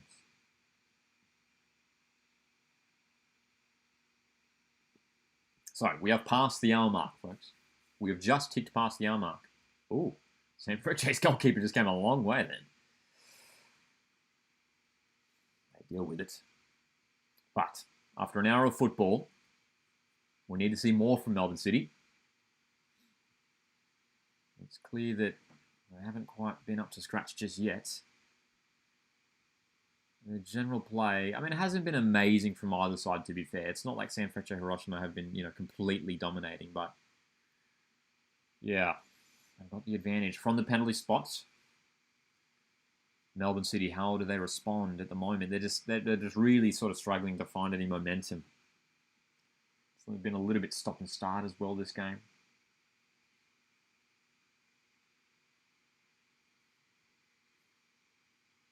And again, like the Melbourne City don't quite have the experience on the bench that maybe they would like to bring on to make a comeback here. Braden asks, who wins the first game for Wanderers or City? Yes, that round one game in the A-League. Should be a good game too, eh? Should be a great game. Look, I think Wanderers at home, you never know, even with Wanderers at home. City, the reigning A-League men's champions. I'm going to say a draw. I know that's probably the boring answer, but I'm going to say a draw.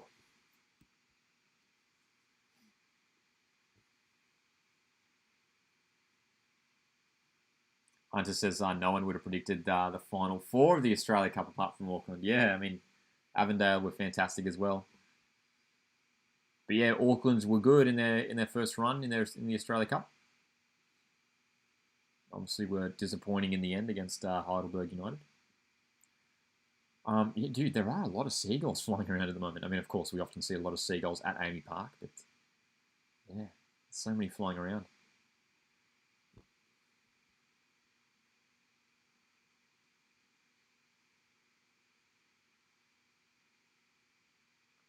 Marcus asks who wins game one between Adelaide or Sydney. Ooh. Tell you what, I'm going to say Adelaide. I think like round one, Adelaide at home. They're always a tricky team at home, the Reds. Cooper Stadium, a packed Cooper Stadium, man. I'm going to say Adelaide at home for round one. That's right, Drop. Yep, no, not even one shot on target for Melbourne City. They've struggled to create the chances.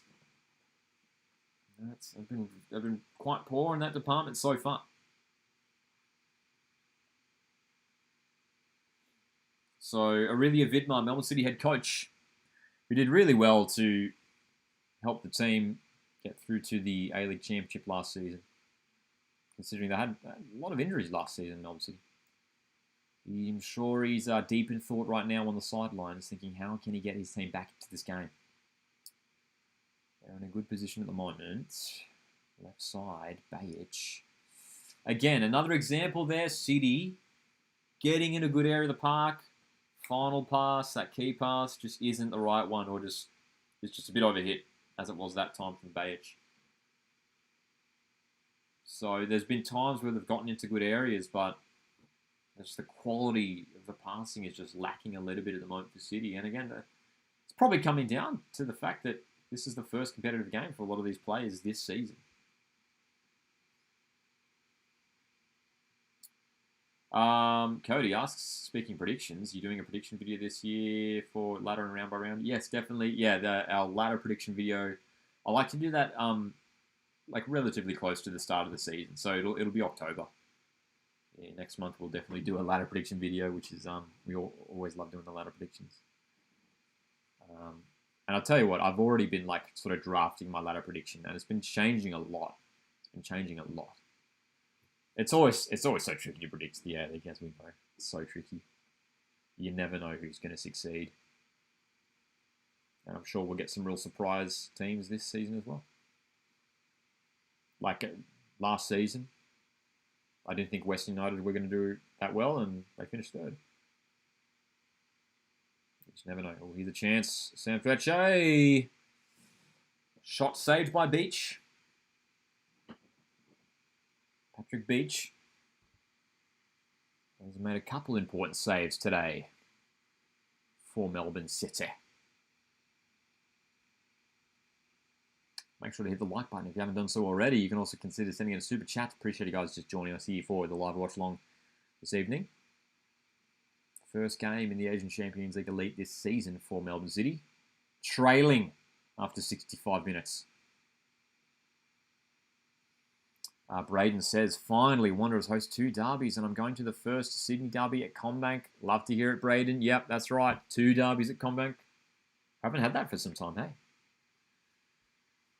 So, Wanderers. I mean, we know the Wanderers have struggled at home against Sydney FC in recent times, so Western Sydney, they would love to get a win at home in a derby.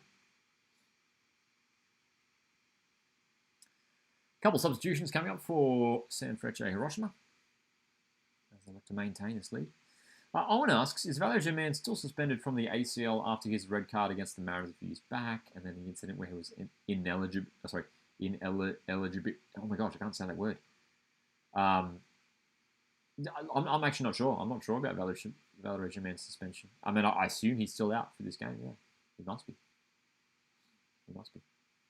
Dude, that was a real tongue twister reading that comment. But yeah, I'm not sure. I think he's still out at the moment. If anyone knows, let us know in the live chat.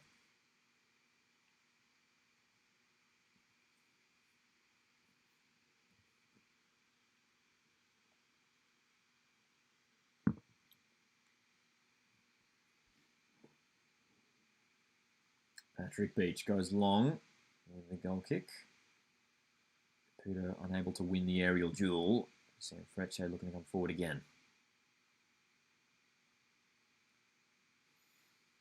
Can loses possession there.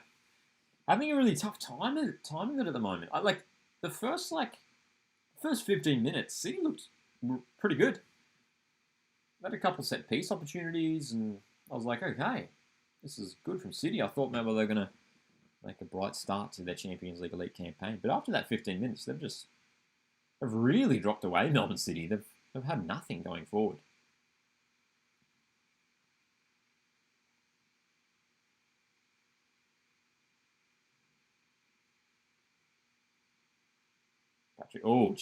Patrick Beach almost caught in possession, and he sent it out of play. Even at the back, having a bit of trouble now. Melbourne City struggling to get the passes clicking going forward, and now they're struggling to get the passes happening at the back.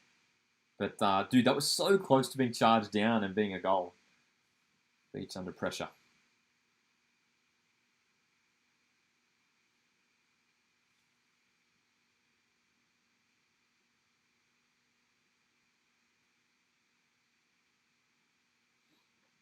Hunter's coming in with some early round one predictions. Interesting, very interesting. Yeah, I'm looking forward to Melbourne victory, Auckland FC. That'll be a fun game to watch in the opening round. Of course, a rematch of last year's semi-final, Melbourne victory hosting Auckland. Potentially a debut for Juan Mata at Melbourne victory.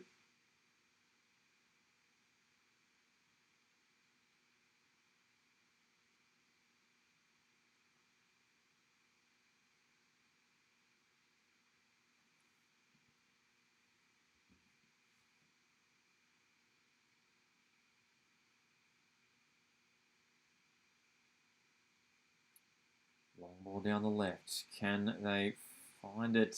Nani trying to make a run, but again, just how many times have Melbourne City just given away the ball cheaply? Again, like thinking about where City are right now in their pre-season, this should, you'd think, would be the worst performance for Melbourne City, and they should improve from here on out. They should find some form. You'd hope, for Melbourne City's sake. Because at the moment, with the way they're playing, if they play like this, the remaining 7 games in the league phase, I mean, they're not getting to the knockouts at this rate at all. Clearly need to see some improvements from Melbourne City. Trailing 1-0 with just over 20 minutes to go. So the time is still there. It's still just a 1-goal advantage. Sanfrecce coming forward again. Curling shot sails wide. So that's the only glimmer of hope for Melbourne City, the fact that it is just still a 1-goal advantage. G'day, Sam. Day's going well, man. Thanks for asking. Good to see you here. Marcus asks, do you think there will be any more signings or departures announced? I think so, yeah. Generally, like even a week after the deadline day, we generally see a couple more announcements. But yeah, it'll quieten up for sure, yeah. But even just today, like, so deadline day was yesterday. We got some signings announced today that were, completed last night. So I think we might maybe see a few more announced in the coming days. Again, Sanfrecce are way down the right. Shot from range. Beach again there to make the save. But at the moment, City are just completely on the back foot now, aren't they? Sanfrecce finding a bit of joy and space in the attacking positions. And at this rate, they're closing in on a second goal. So City have to try and tighten up at the back a little bit as well.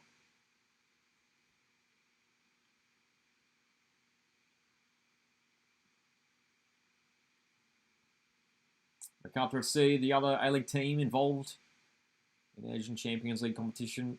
They're in the ACL2.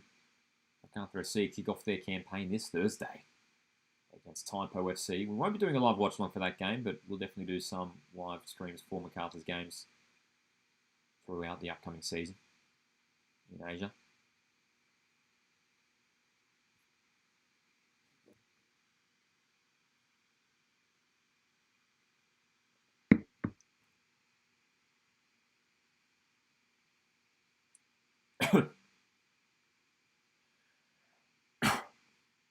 Hunter here with a comment saying Dylan Leonard is signed for German side Schalke 04. And Sebastian Pasquale has moved to recently relegated Championship side South Melbourne, both from Western United. Yeah, hey, really exciting move for Dylan Leonard, isn't it? Really exciting move. City come forward, a rare chance for them, but the shot goes over. With Atkinson driving into the box, but couldn't get it on target. But yeah, great move there for Dylan Leonard to Germany. A player who has a lot of potential, a lot of promise. So a little attacking move there for City. Kanamori, the underlapping run of Atkinson, and that's signature Nathaniel Atkinson charging into the box there, but couldn't get that shot on target. As someone says here in the live chat, time for some subs, Vidi. Yeah, I mean, we've just seen the one. Jurakovic came on at half-time for Lecky. So, surely now, I mean, we've clicked past 23 minutes in this game. will we see the changes made? What changes would be made? I mean, Zane Schreiber's on the bench as well as another midfield option.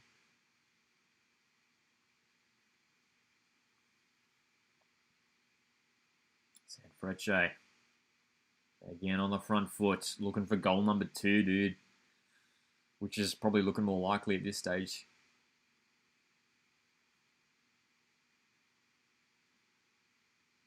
And Melbourne City just scrambling. I mean, they're scrambling well in defence, to be fair.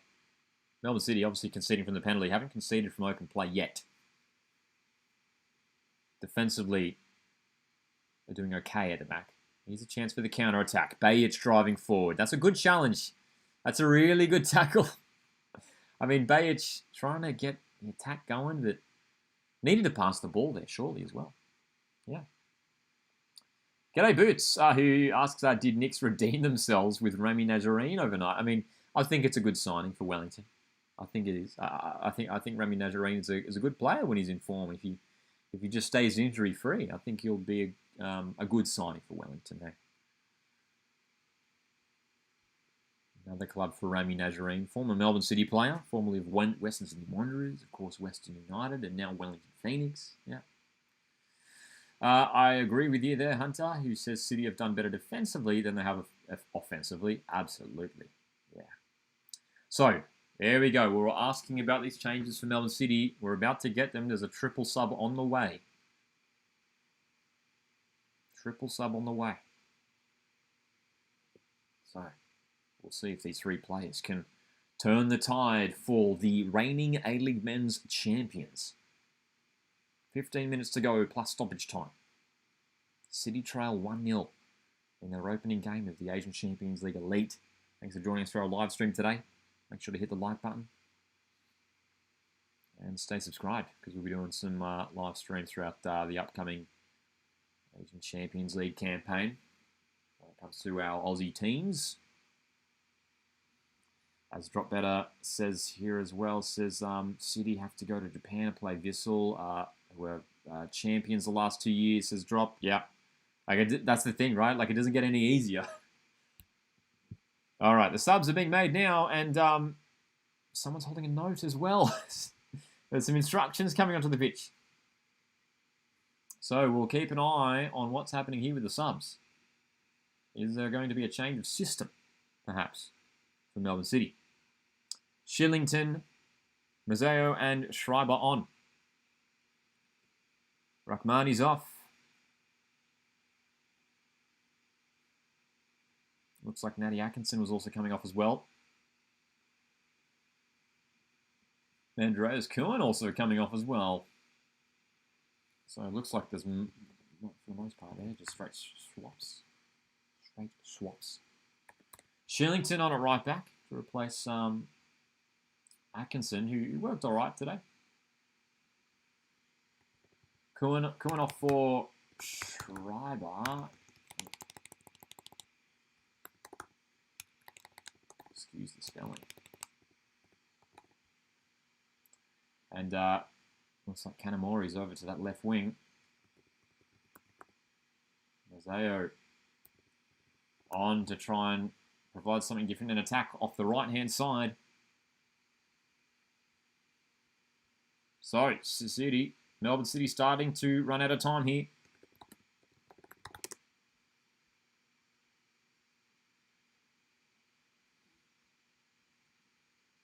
City can still make another change. One more change. Another foul committed there, this time by Azaz Bajic. Frustration from Melbourne City.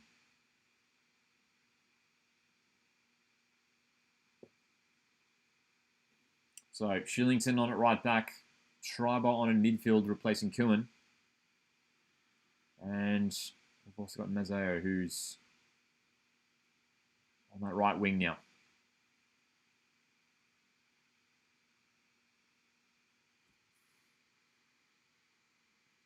I mean, sometimes we see it. A team makes big changes. Big triple change. That can sometimes turn the tide in a game. But after 78 minutes of football, we haven't really seen enough from Melbourne City. They need to improve. Oh, that's good play. Through the middle it comes for Durakovic. Mazeo trying to win it. That little passage of play was nice. That was better. That was a lot better there from City from a moment. Bajic bringing it forward. Kanamori's now on the left. He cuts in. Trying to get something happen. Committing more numbers forward to Melbourne City, aren't they? They know that they're in a stage of this game now where they go, ooh, the cross from Cyprian. Just ahead of everyone. It's corner. Okay, it took a touch. It took a touch.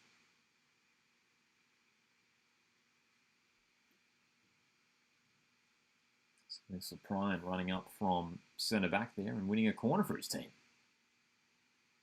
Hunter asked, has Caputo had the ball more than once? That's the thing, eh? Like he's barely touched the ball. He's barely been involved. G'day, Leia Center 23. Welcome, mate. Good to see you here. As is Bajic to send in an in-swinger. Cleared away at the near post. Needed a better delivery there that time. I was defended pretty comfortably there. Sanfrecce Hiroshima, for the most part, have been pretty cruisy at the back. Pretty comfortable. Nothing too stressful in defence for them. For the away side, who have navigated this contest pretty well. Scored from the penalty spot.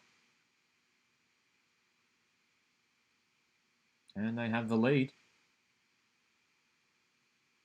And again, it's all about these home games, getting points in these home games. And City can't afford to be dropping points in these home games. And this would be a disastrous start to the Asian Champions League elite. And there's goal number 2. Sanfrecce score goal number 2. It finally arrives. It's a header. The goal scorer has gone down injured. Hopefully they're okay. But it is a 2-goal lead for Sanfrecce. And that could be all 3 points for the away team. Melbourne City concede again.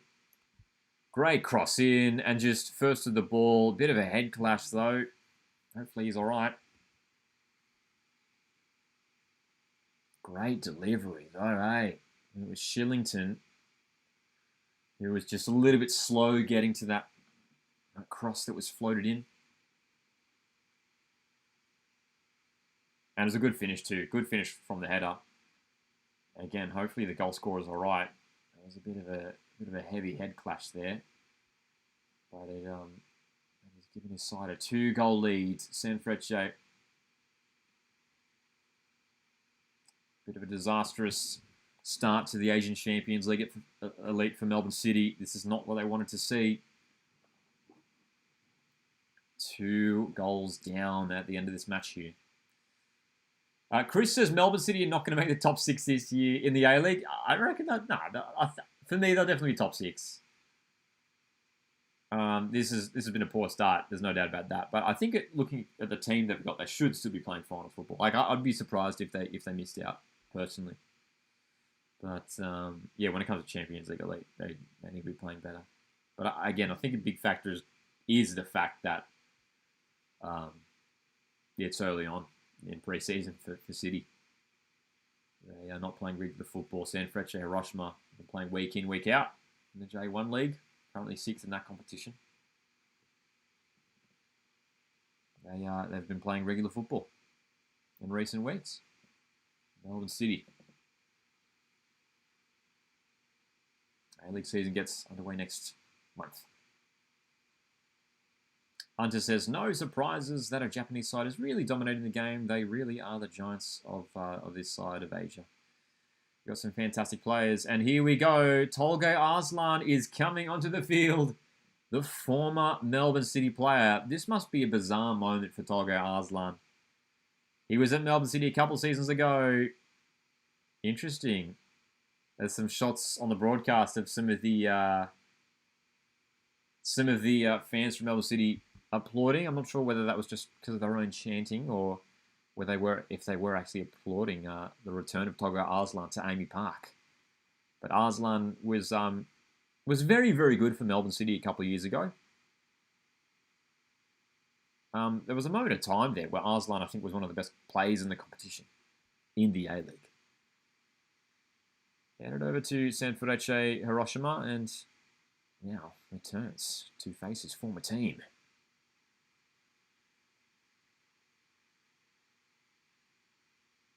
So, yes, Layer Center 23. Village Man is still at Sanfrecce, not involved today though.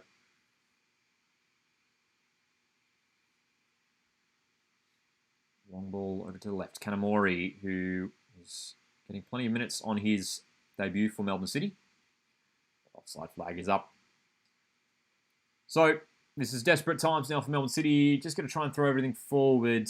I mean, that's the thing. I mean, do you throw everything forward and try and get 2 goals back, or you're thinking about goal difference? You know, that could be an important factor when it comes to, you know, the overall league phase table. You don't want to risk, you know, conceding another couple of goals at the end of this game here.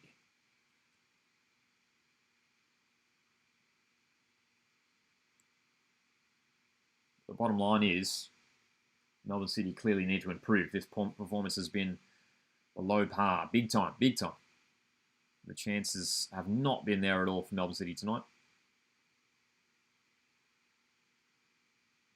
And overall, a pretty comfortable start for Sanfrecce Hiroshima.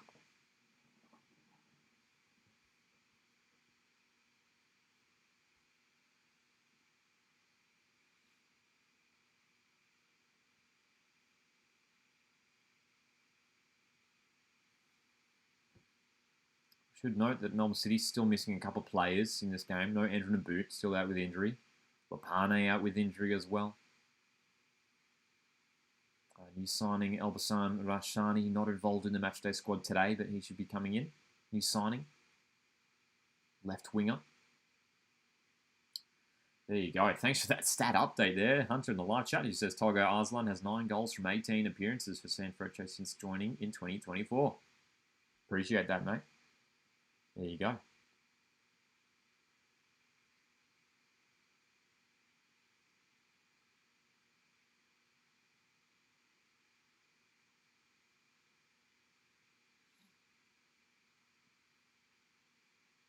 Time after time. It's just been the same story for Melbourne City tonight. They've at times tried the long ball, tried to go direct, and it just hasn't worked out for them. They haven't been able to find the accurate ball forward.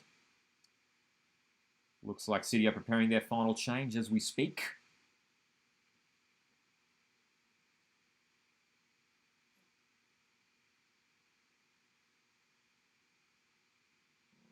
Need to try and get the ball forward, get the team pushing up Melbourne City. Lawrence Wong is going to come on for the final moments here to replace Max Caputo. Disappointing evening for Caputo, who just was not involved at all today. Not necessarily his fault. It's not his fault. It's not his fault. It just wasn't Melbourne City's day. So Lawrence Wong, more of a midfielder. We'll see exactly where he's lining up. Maybe he is playing that central striker position.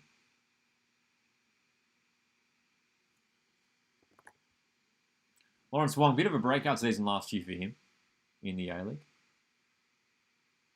Promising young player from City's academy.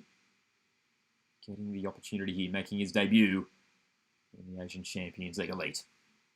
Truman, City are in a good position here. The shot, ooh! Well, that was a decent chance. The shot from the edge of the box, blocked. A little bit better from City. I mean, they've got time for a miraculous comeback. And they're really going to go for it.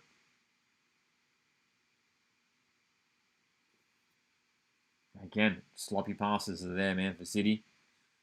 Still in possession now. Bajic, good touch. Quickly out to the left for Kanamori. Inside for Schreiber. They're knocking it around well now. City trying to find a route forward. Right-hand side for City. Here we go. They've got the numbers, man. They've got the numbers pushing forward, but Sanfrecce just have too many at the back. They come forward. Melbourne City trying to press, but again,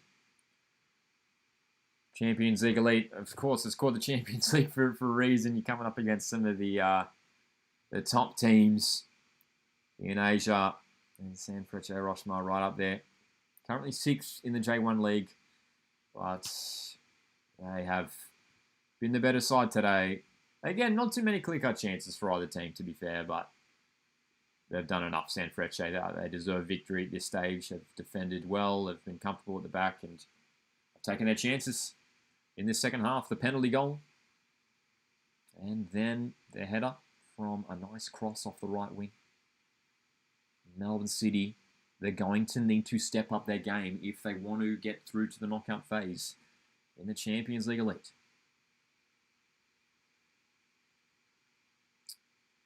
We've had a couple stoppages in the second half, so we may well get 4 or 5 minutes added on here at the end. We'll see. Drop in the live chat says, I understand that they're still in pre-season, but not one shot on target at home is pretty ordinary. Yeah. Yeah, no, you're right. You're right. Even though this is I was going to say first competitive game. We know they played in the Australia Cup earlier on. But again, they were rested so many first-team players for that game. So it really is the first competitive game for so many of these players. And you'd expect more. You'd expect more from Melbourne City. Whether they were going to win this game, I don't know. I think it was always going to be close. But the fact that they really haven't offered anything going forward in attack is disappointing. Yep.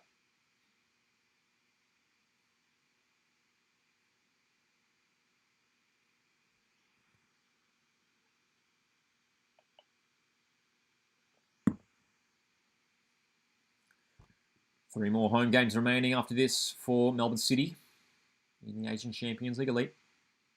4 away games. 5 minutes added on at the end of this contest. 5 minutes left for Melbourne City just to try and even just get something out of this game. Just get on the score sheet at least, perhaps. They haven't looked likely at all today. It has not been their day.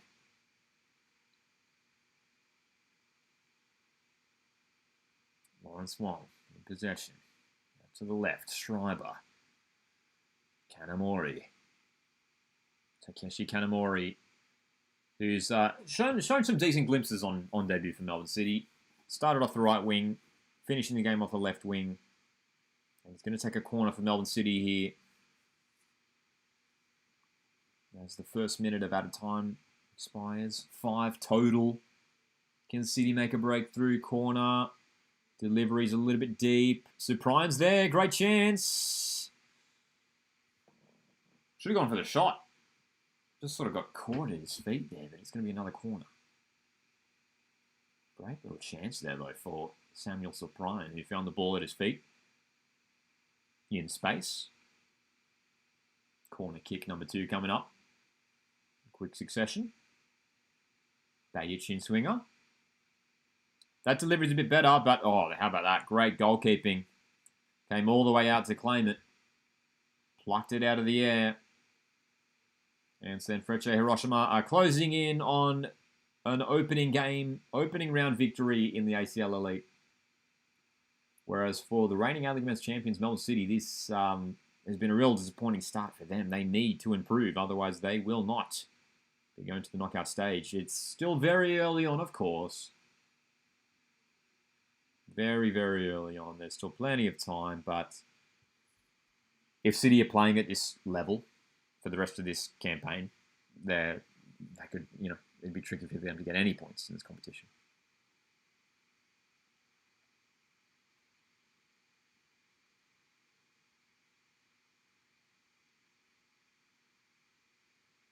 Very tricky.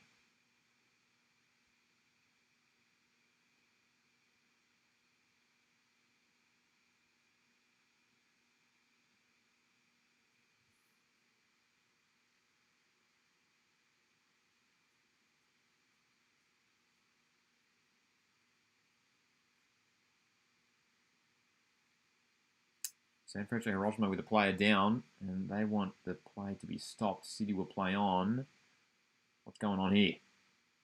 Well, what's going on here? Are we playing on or what? Bates has just played the ball out now. A little bit of confusion, I think, on the field, but play will be stopped at the end of the game here. Ooh, yeah, that replay. Ooh. accidental contact, it looks like. But yeah, oh, yeah, that was painful. That would be painful. So Brian just accidentally stepping on the ankle of his opposition player. That would be painful. Did certainly look accidental, though, from Samuel Cyprian. As we just have a minute and a half remaining. Melbourne City on the ball.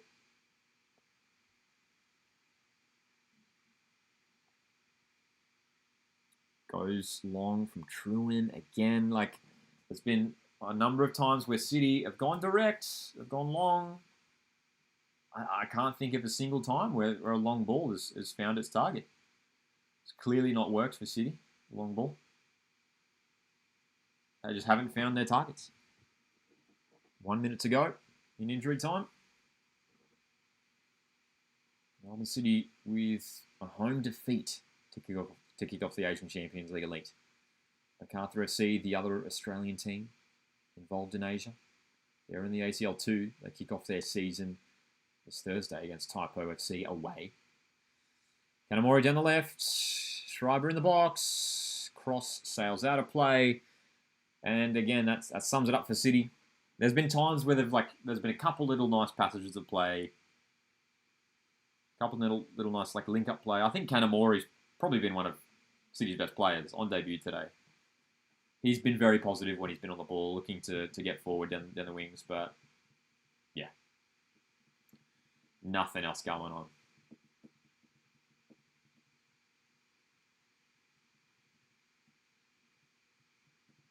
Hunter says, thinks City have been better at working the ball up the field than booting it up the field. Yeah, I mean, that's what they usually do, Melbourne City. They usually knock it around pretty well, have a lot of possession. But that's it. No more time. Full-time whistle blown. 2-0 win for Sanfrecce Hiroshima over Melbourne City. A disappointing start for the A-League men's champions. Losing at home here. Coming up against Vissel Kobe next away. So, look, it doesn't get any easier for Melbourne City. All these games are really, really difficult. And Melbourne City will be hoping to bounce back in match day 2. Appreciate you guys joining us for this live watch-along. Hit the like button on the way out. Support the channel. We are all about talking all things Australian football here. A-Leagues, Socceroos, Matildas. We've got the A-Leagues season kicking off in just around a month's time. And then the Australia Cup final a bit earlier than that in October. So make sure you stick around for that. We'll be doing some live watch-alongs for the A-League season, which gets underway next month. That's for sure. Alrighty. Appreciate you guys joining us for this live watch-along. See you guys in the next one. Cheers.